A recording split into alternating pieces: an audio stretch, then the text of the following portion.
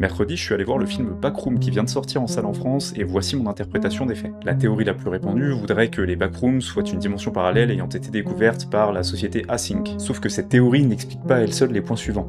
Pourquoi certains lieux paraissent si personnels alors que d'autres semblent vides de sens? Pourquoi les événements dans The Oldest View ressemblent tant à un souvenir du passé? Ou encore pourquoi certaines personnes comme Clark semblent davantage concernées par ce qu'elles y découvrent? Je pense effectivement que les brèches s'ouvrent via une anomalie scientifique ou électromagnétique, mais pour aller plus loin, et si chaque brèche menait vers une réplique imparfaite du monde réel influencée par le lieu où la brèche apparaît, les souvenirs qui y sont attachés, et les émotions des personnes qui y vivent dans le monde réel? La forme initiale des backrooms semble être la fameuse tapisserie jaune, comme un décor par défaut, puis elle se synchronise progressivement avec ceux qu'elles perçoivent, si tant est que le lieu soit transposable physiquement et selon la force des événements y ayant été vécus.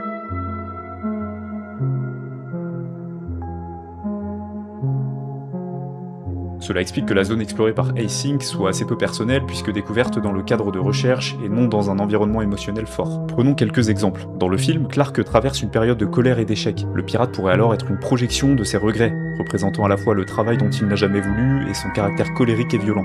Encore dans le film, une scène descendante nous montre plusieurs copies de la maison d'enfance de Marie dans les backrooms. Il s'agit pour moi du moment où les backrooms commencent à analyser son esprit et ses souvenirs suite à son passage dans la brèche, itérant plusieurs versions avant d'aboutir à quelque chose qui ait du sens. Dans The Oldest View, le centre commercial semble être un lieu profondément aimé, fréquenté et aux nombreux souvenirs avec la marionnette pour mascotte. Dans la série de vidéos, l'entité du géant ne semble pas si méchante, mais plutôt comme errer dans les lieux comme par nostalgie d'un lieu autrefois aimé puis délaissé. Une brèche aurait donc été créée à cet endroit, s'imprégnant des événements marquants qui le caractérisent. Et si Marie rejoint Async malgré qu'elle soit passée par une autre brèche, c'est peut-être parce que toutes ces répliques restent connectées, comme des quartiers d'une même ville. Chaque brèche ouvre une porte différente, mais vers une même réplique de notre monde. Sauf qu'il reste un problème. Dans les vidéos Damage Control et Informational Video, un chercheur semble disparaître dans une autre version des backrooms, où le temps s'écoule différemment, quelques heures pour lui et plusieurs mois dans le monde réel. Alors deux hypothèses, une brèche dans une brèche pourrait créer une nouvelle couche des backrooms à la temporalité différente, ou alors les backrooms ne copient pas seulement mal l'espace et les souvenirs, mais elles copient aussi mal le temps, faisant parfois glitcher vers une zone différente à un moment différent.